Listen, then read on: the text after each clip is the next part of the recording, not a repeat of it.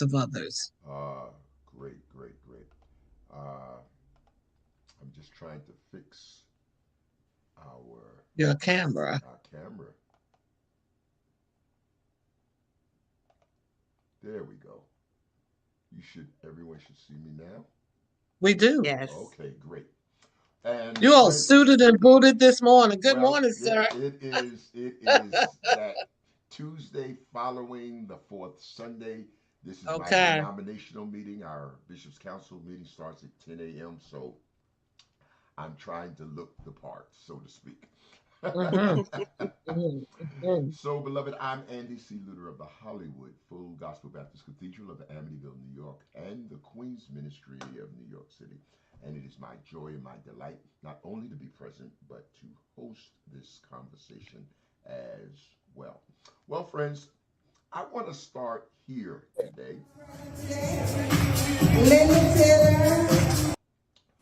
with what is on the screen. This is the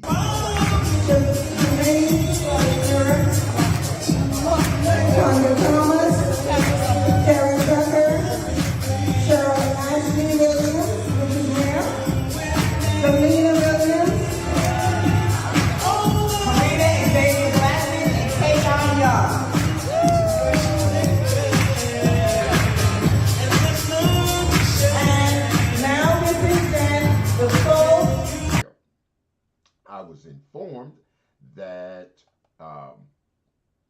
this actually is a women's only event and that even the vendors have to be female. And that raised a question for me because last week, beloved, uh, last week, this gentleman, who is Dr. Larry Arnn, he is the president of Hillsdale College out of Illinois. And he made much noise over the recent decision of the current administration to repeal or the decision of the recent administration to sign an executive order, beloved, that opens the door for the resegregation of schools in America. Now, here becomes my somewhat rhetorical question, and that is, while I'm sure we're all in agreement that any effort to resegregate our schools or to reduce the decision for the management of education to be in the hands of the state, what we all know is that historically, anytime major cultural and societal decisions have been in the hands of the states, it has always been to the detriment of people of color, whether that has to do with slavery, whether it has to do with votes, whatever it has to do. This whole coded word of states' rights is always a preamble to the mistreatment of people who look like us. My question is, do we have the grounding and the foundation to take such a stand in response to an attempt to resegregate America if there are events in our community that seem to suggest an act of reverse racism, or in the case that I pointed out today, is an event that features women reverse sexism?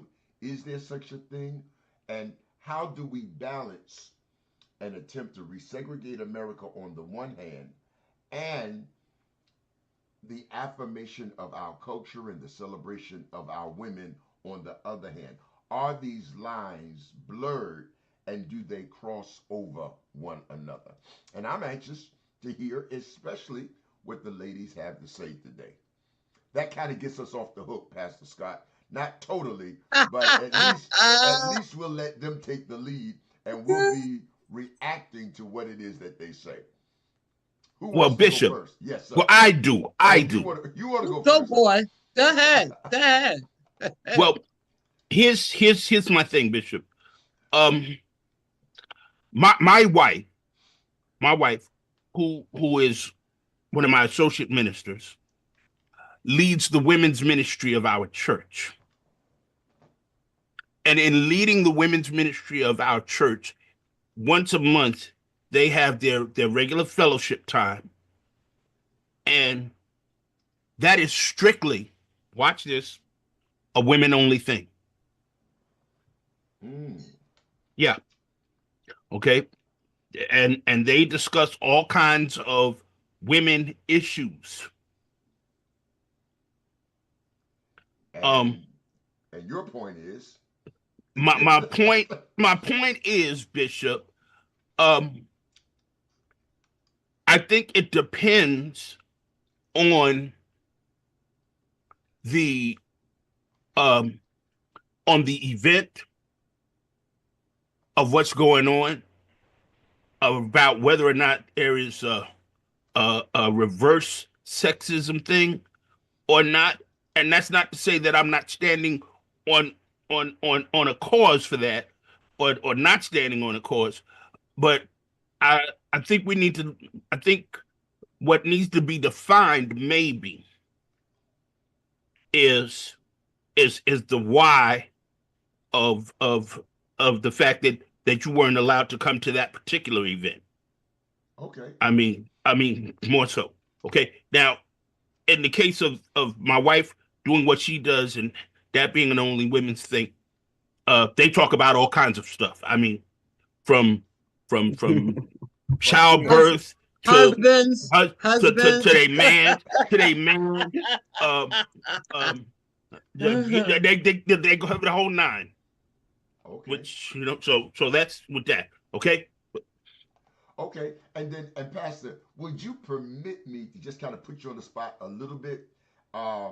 There is, I have been doing a series on 90 seconds of church history as it relates to the Full Gospel Baptist Church Fellowship. They have released 2 episodes. I've done 8, and they'll be showing those over the next several weeks. And one of the paradigm shifts, and I only mention this because you brought it up, one of the paradigm shifts and one of the items that Full Gospel takes credit for is a redefinition and a redefining of women in ministry in the local context. And so Full Gospel is credited with elevating the status of women, and rather than treating women in ministry who are our spouses as subordinate figures, an associate minister or an assistant minister, as you referred to your wife, there is more of a partnership that is suggested and projected. And so the women are referred and identified as co-pastors, which suggests an equality or a same level kind of recognition of the women. I'm just kind of curious, and again, I'm not putting you on the spot because I do know in the Baptist church that has to be voted on by the congregation, but I'm just kind of anxious to get your reaction and your response to that as well. Well, my wife does indeed work in partnership with me. And not use the title, but not use the title, not use the title, but she is in partnership with me. I'll give you an example. When they're praying, when the saints are praying for me, and of course when they include my wife, they include us as, we thank you for their leadership. Okay, we thank you for how they are teaching us and how they are leading us. So it's more of a co-pastorate in practice, even if it's not in name. Exactly. Okay. All right. Okay. Okay. But then, Bishop, since you went there, because I'm right behind them, I'm coming.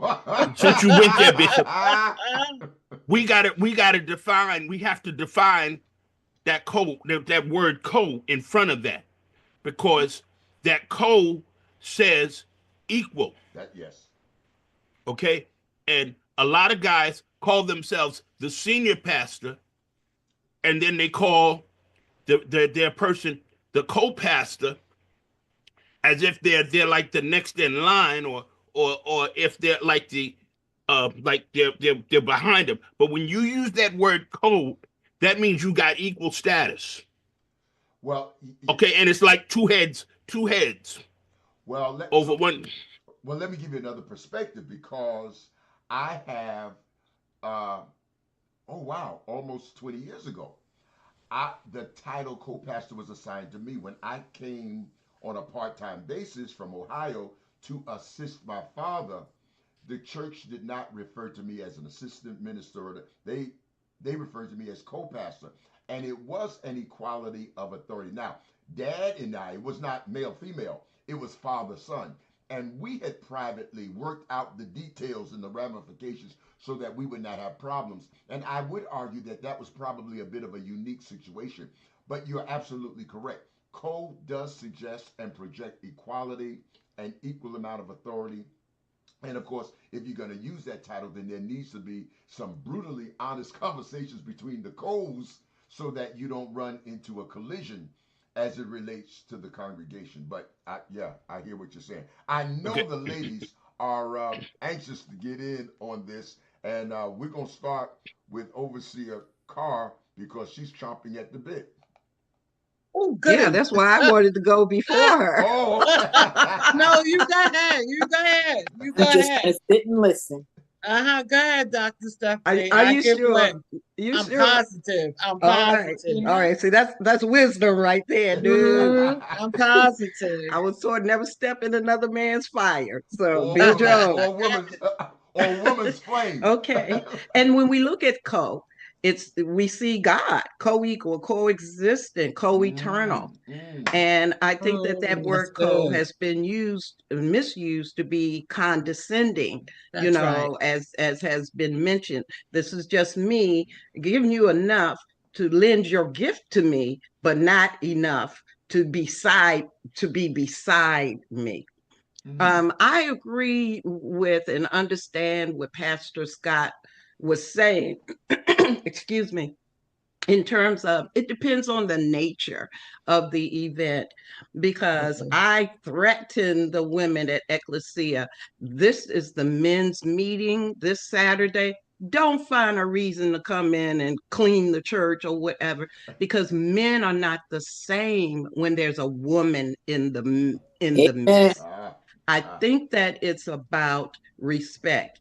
And as you said, Pastor Scott, when women get together, as when I'm ministering to women, there are times when they may send the custodian in, they may send a male media director in, and there's just stuff out of respect for myself, and the other women that I cannot say with a man in the room, or I feel I should not say with a man in the room. However, when you're talking about a situation, and I don't know anything about these ladies and what their agenda was, so don't come for me. When you're Ah, talking about these situations where we just want to hang out and be girls, and there's someone who wants to participate um, in an honorable way, just to show respect, I think that should be considered. As a senior Black woman in America in ministry, to me, segregation is just a way of life. Even in our families, you got the sister from the dark side, the brother from the light side, and now we've got this colorism going on. Mm. You're too old, you're too young. It's just a reality, I think, in humanity. And so we have to determine how we are personally going to deal Go with on. it. Oh, So okay. um, You can I just. think it's respect. That's my bottom line.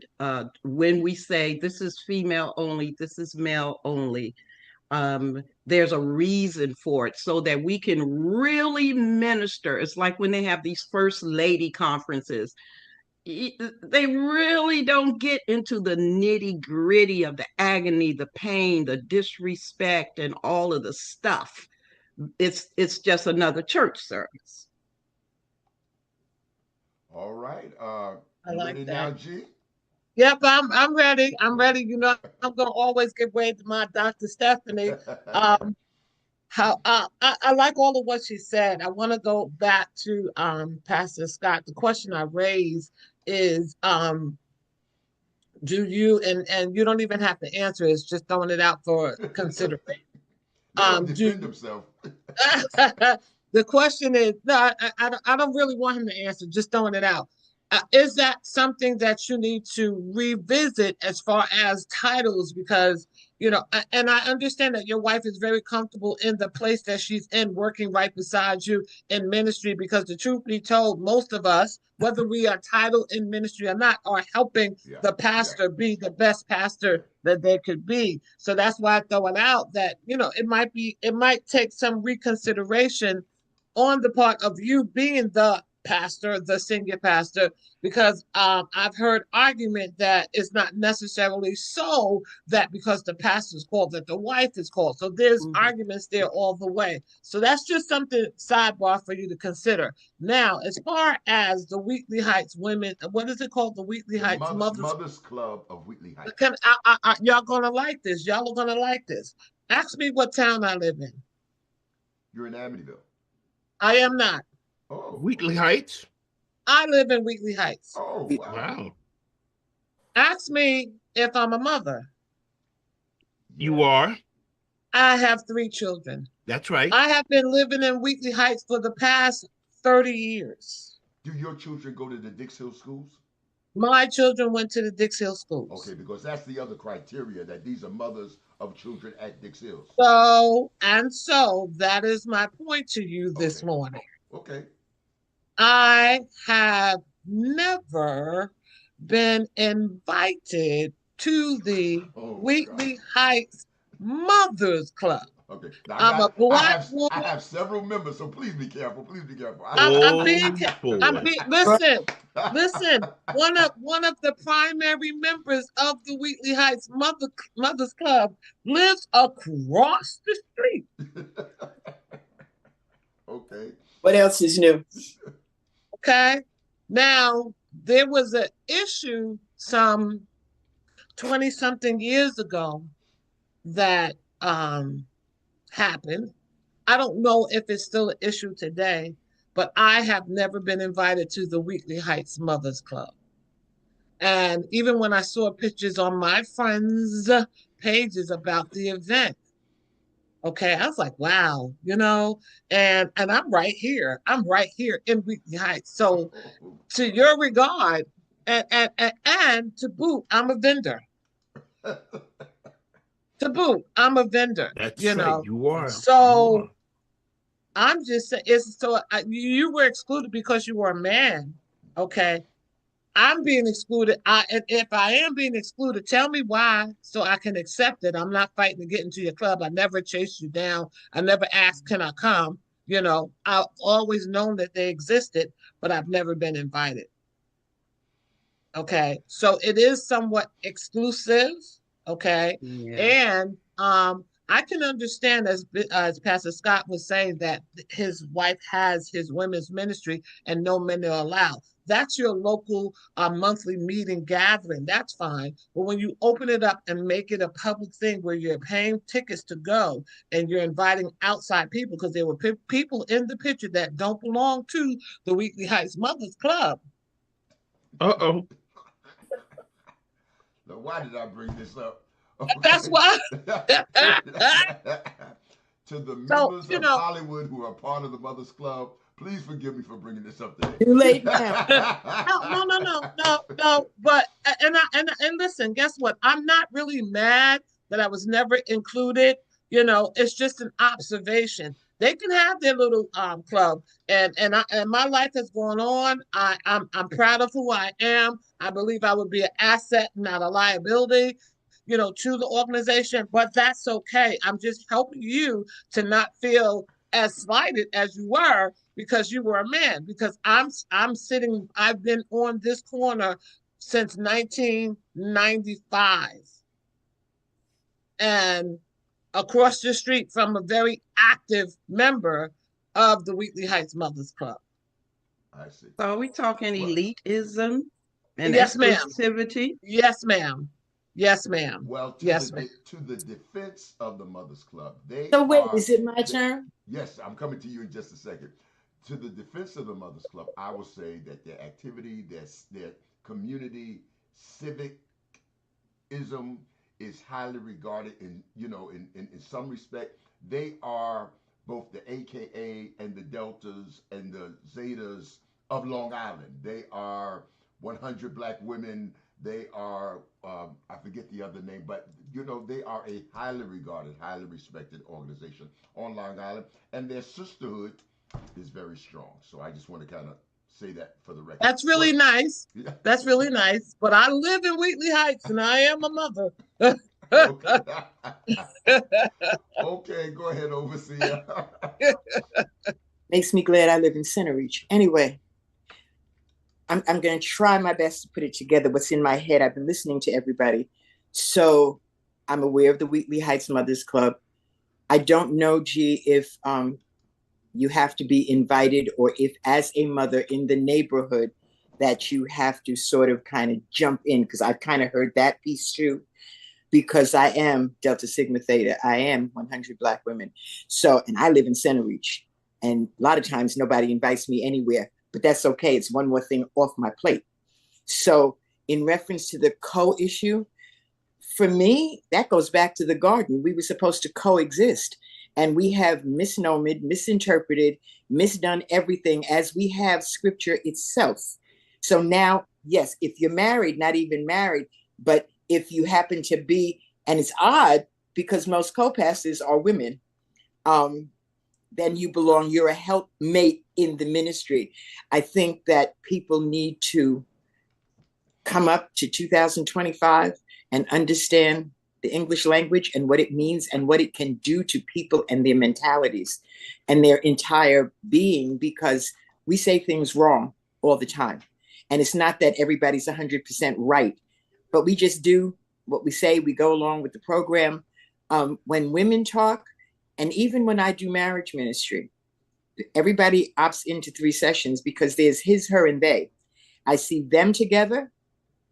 I see him by himself.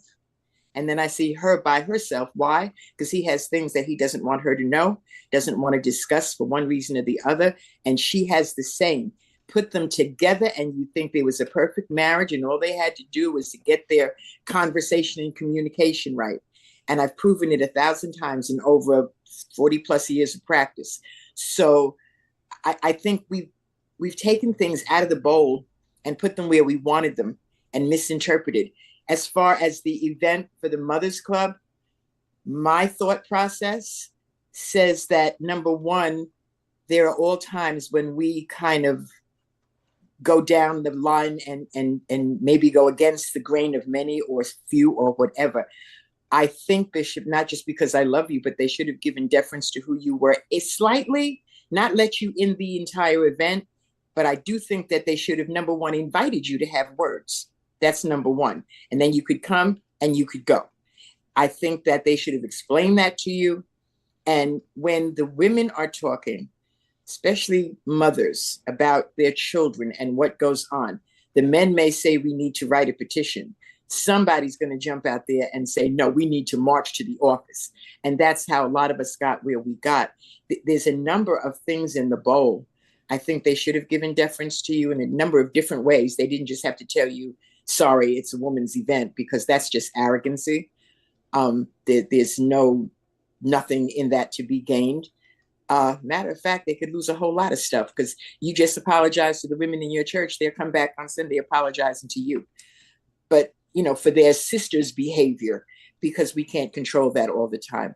But that word co is straight from the garden. That's what God meant us to be, co-leaders. It had nothing to do with the church, and particularly the Black church, because that's where it happens. It has nothing to do with that.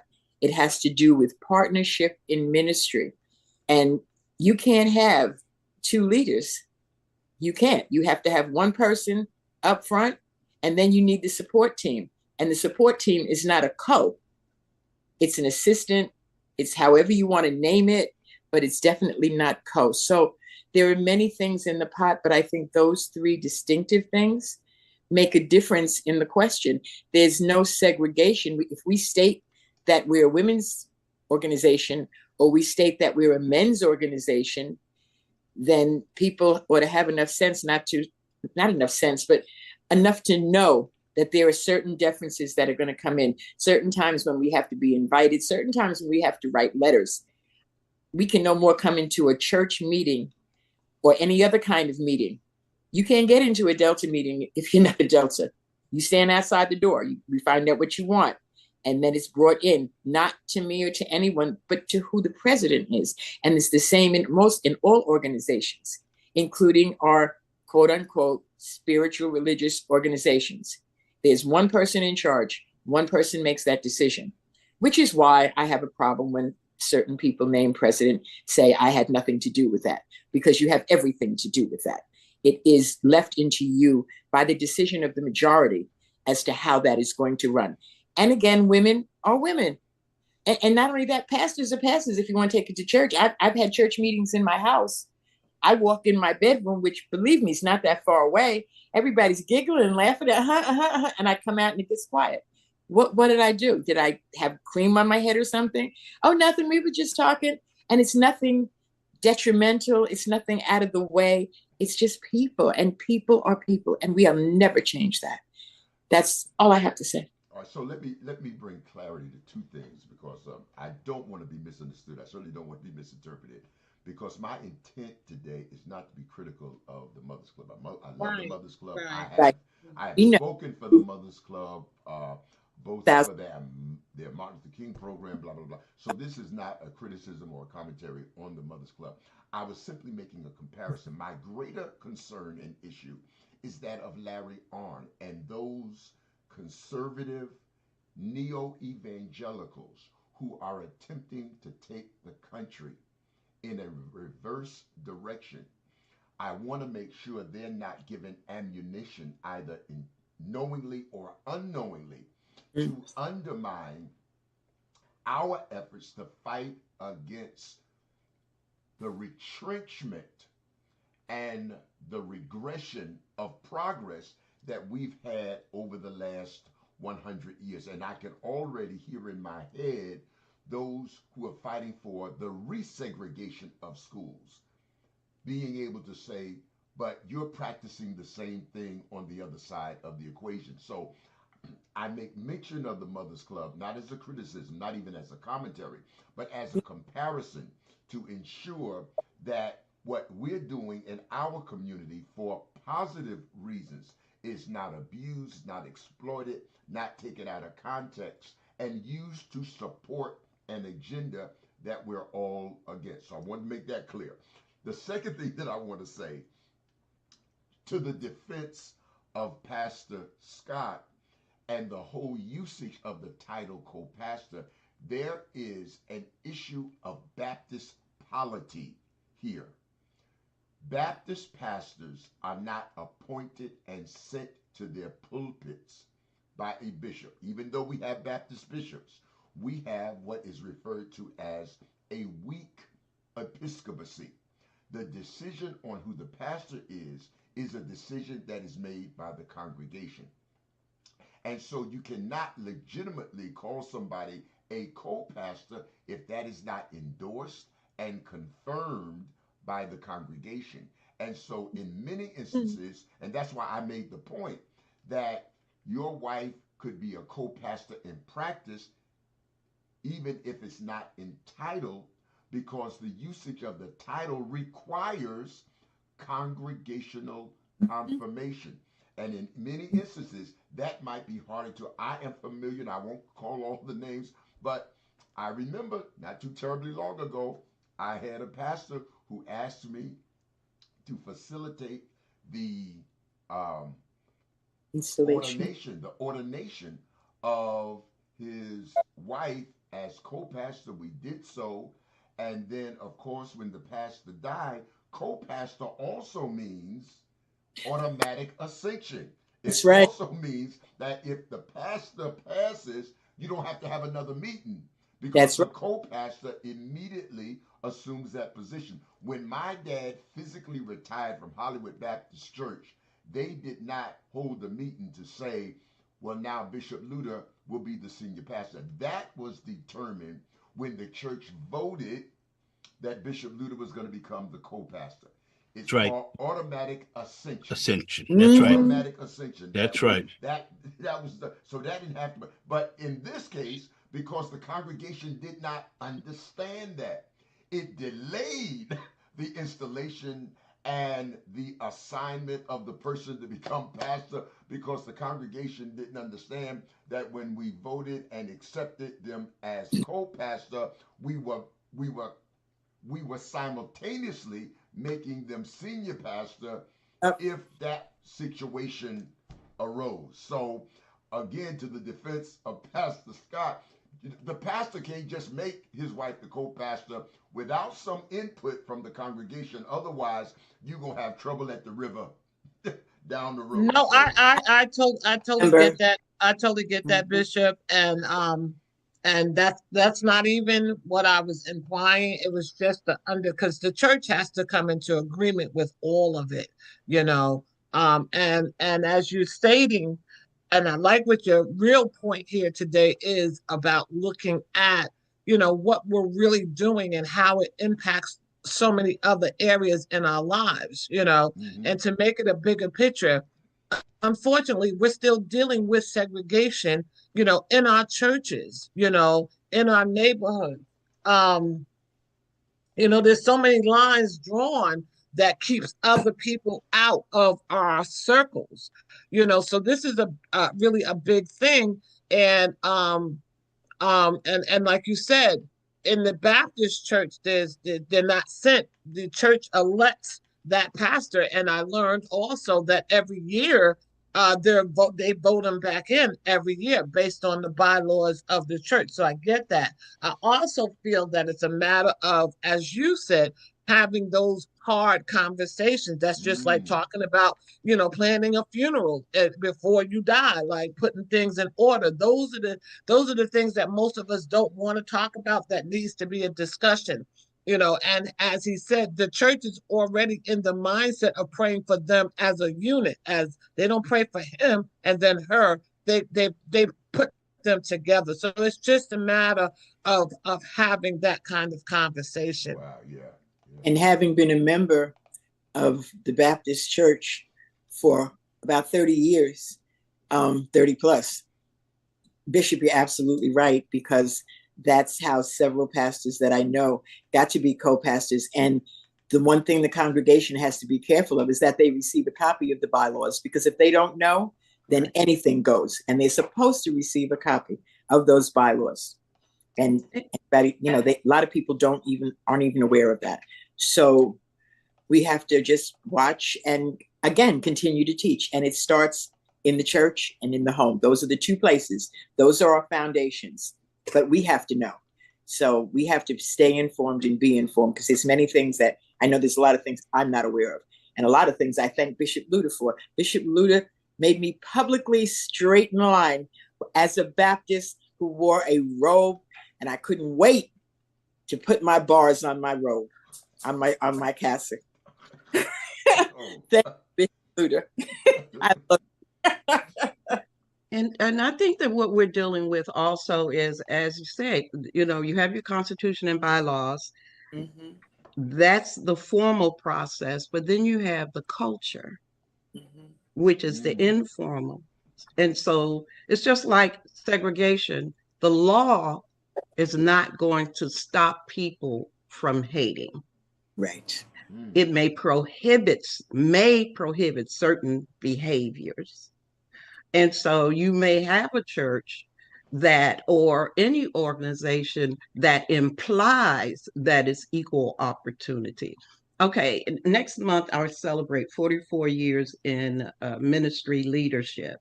All right. And that has mean successfully, thank you, successfully navigating the reality that, even though, because there's some places back then you weren't getting to the table, you weren't getting in the room. Mm.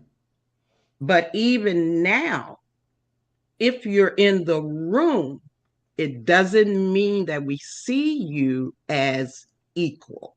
That's right. We see you as subordinate. We see you as the Yes. secretary. We see you as the Come one to on, get the sis. coffee. Yes. Because the men are different. I can be one-on-one with a bishop, a pastor, apostle, or whatever. But when other men come in the room, and some of that I believe is just nature. When other men come in the room, now it's kind of like Peter and Paul. Paul said, "Look, dude, I have seen you eat hot dogs. I see With you. sauerkraut and relish. But now, since you with a certain group, you don't associate with that. So we have to learn within ourselves the boundaries, how uh, deeply we're going to allow them to affect us.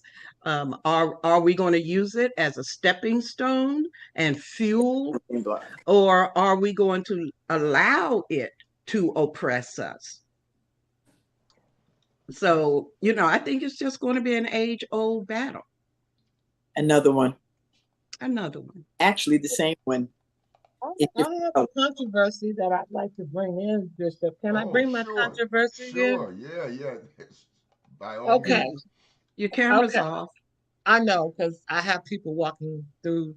I get it. And I'm like, you're streaking through the video, okay? So, I took off camera. Now he wants to wave. Okay, wait a minute. Hello, sir, car. Yeah, now he's decent. He's decent. Okay. So the other controversy that I wanted us to discuss today, all of us are familiar with Leandra Johnson, the gospel artist. My favorite. Okay, so there's a scandal because she has an alcohol problem. Yeah. Okay.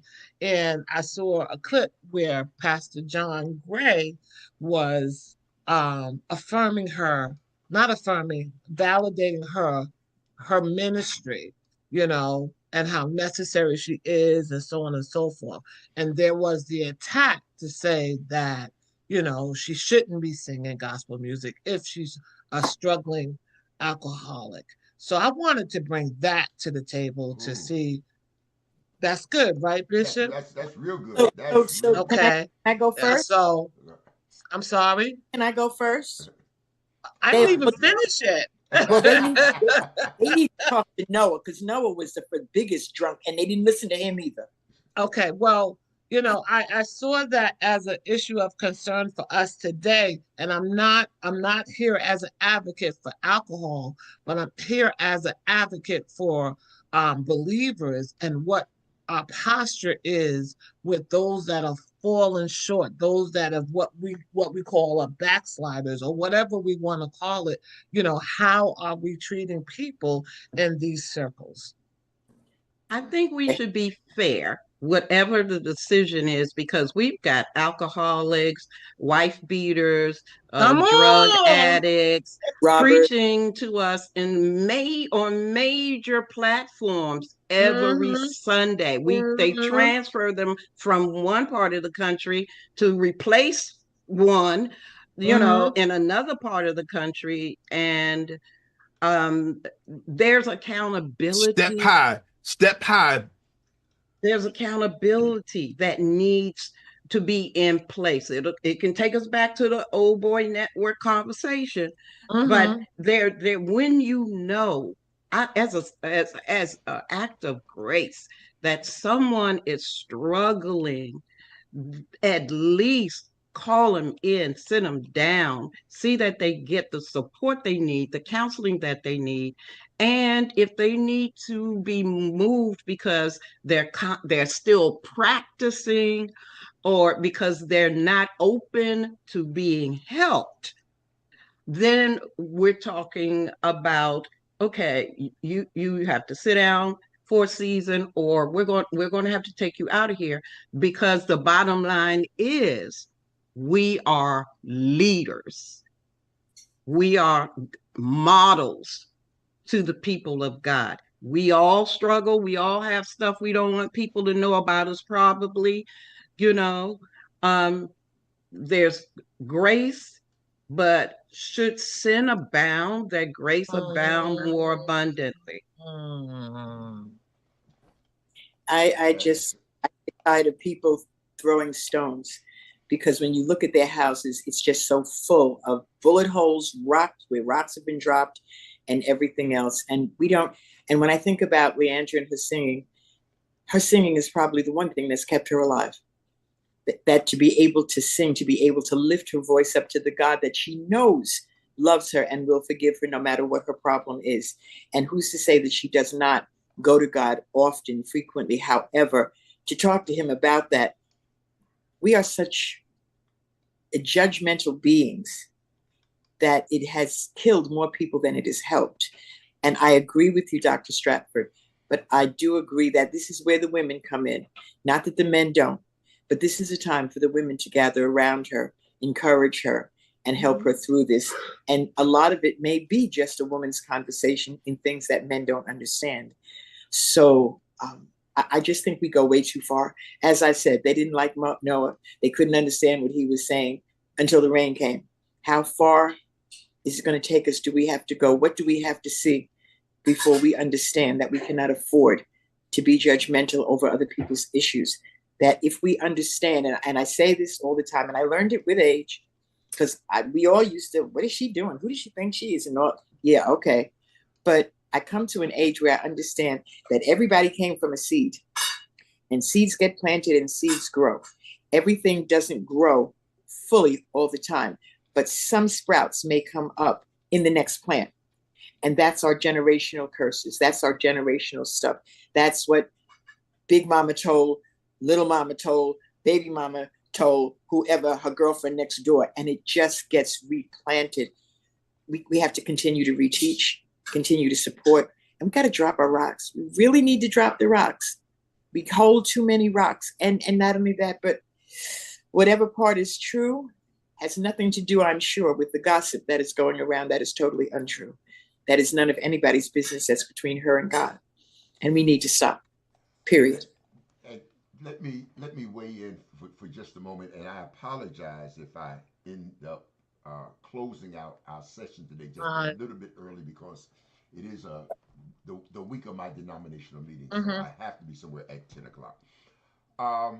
I want to preface my commentary by saying Leandria Johnson is my favorite gospel artist.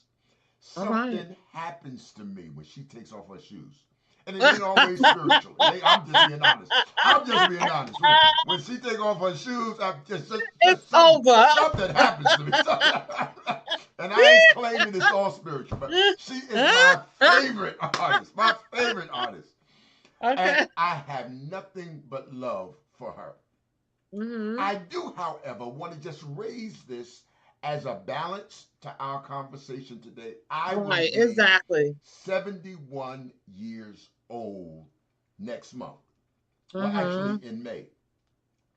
And my youthful days, I was introduced to ministry with a moral imperative. I was never told to be perfect. It was never suggested to me that I would never make an error or a mistake. But there was a responsibility. And Pastor Scott, I'm sure, can identify with this.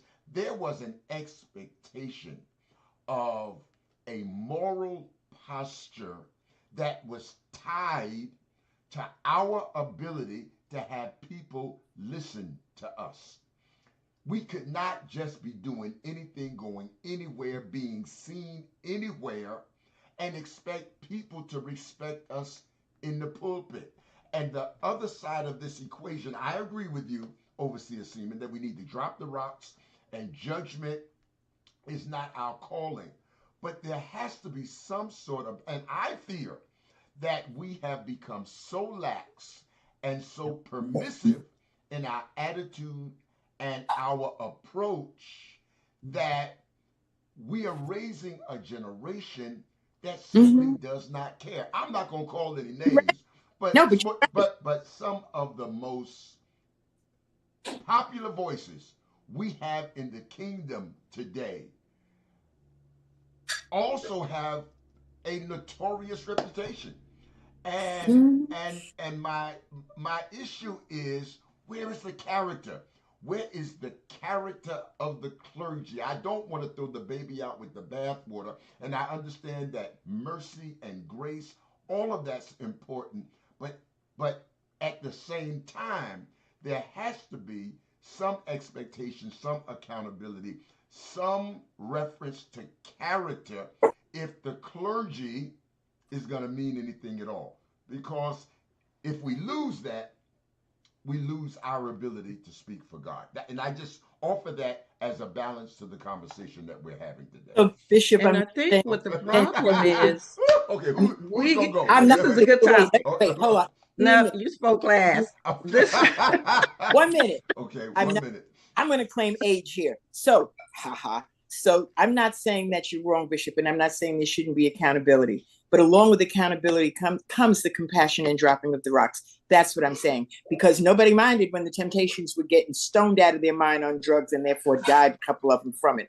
So, I'm just saying that we can't stop a lot of things, but that which we can put boundaries on, and we do need to bring, that's where the church comes in to bring the teaching and to bring the understanding that we all may not be perfect, but there are consequences. Bible teaches there are consequences to your actions. You must take care of and pay for everything you do on this earth while you're on this earth.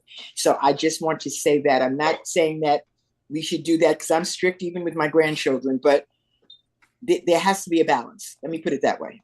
Amen. Amen. I just wanted to say, um, we confuse in the body of Christ maturity with gifting. Ah, If you can sing, if you can squall, if you, okay, here. But leadership implies you have reached a certain level of conformity, transformation, and maturity in Christ, so that these issues are not a struggle. Not saying that the enemy won't tempt you, but we as leaders should be in a place where our appetites are under control for the sake of the ministry. ah, Okay, I got one thing, okay, Bishop, okay, and I know okay. you got to go. I think it was Joshua when they went to fight and they didn't win. Joshua went back to God and said, "What happened? Why didn't we win?" And God said, "There is sin in the camp." Right, Woo, right. woo. Can I just say something? And You, Bishop, you get the last word, Pastor. Yeah. thank you, Bishop. Bishop Lewter, I know you know this. I personally have worked with pastors. In particular, I've worked with two particular pastors who suffered with substance abuse issues. Mm-hmm. One of them, Bishop, very close to both you and I. Yeah, I know who you're talking about. And We and probably gift do. Yeah, and gift yeah. and watch this, gifted and anointed, Oh, the best of us all. gifted and anointed. Uh, and and yeah, there needs to be a moral standard. Yeah, there needs to be a moral standard. I mean, where the character, the integrity, all of that needs to take place. I mean, thank God for His grace for all of us, All of us. because it could have Mm-hmm. been me. Mm-hmm. Amen. Mm-hmm. Could have been me. But Amen. but but but but I think we need to go back and check out character, check out integrity as we go forth. You know, and I too, lovely Andrea. Hopefully not for the I same just reasons, thank but you we, for allowing us to have that conversation, yes. Bishop. Well, listen, That was friends, good. Thank that you. takes up just about all of our time. We certainly thank you for yours. We are so grateful that you're here today. Go in peace, joy, love, and happiness, for the author of the same most certainly goes with you.